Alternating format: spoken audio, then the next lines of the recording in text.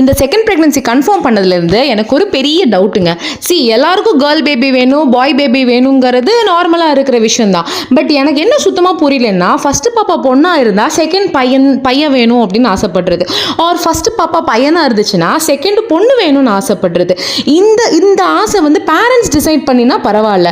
But சுற்றி இருக்கிறவங்க, friends and relatives அவங்கெல்லாம் சேர்ந்து ஃபஸ்ட்டு பொண்ணா அடுத்து பையன்தான், இல்லாட்டி ஃபஸ்ட்டு பையனா அடுத்து கண்டிப்பாக பொண்ணு தான் அப்படின்னு சொல்கிறாங்க. பார்த்தீங்களா, அவங்க சொல்கிறதோடு இல்லை, அதை வந்து நம்ம மூளைக்குள்ளேயும் வந்து கண்டிப்பாக திணிக்கிறாங்க. ஓகே, ஐ டெஃபினெட்லி ரெஸ்பெக்ட் அக்கா தம்பி இல்லை தம்பி தங்கச்சி பாண்ட் வந்துட்டு I even like it. But again அதை பேரண்ட்ஸ் தானே டிசைட் பண்ணணும்.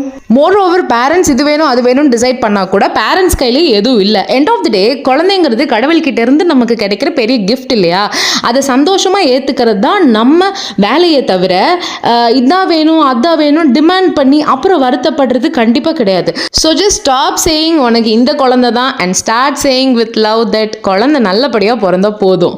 நீங்கள் என்ன நினைக்கிறீங்க? மறக்காமல் உங்கள் தாட்ஸை கமெண்ட்ஸில் ஷேர் பண்ணுங்கள். டாட்டா பாய்.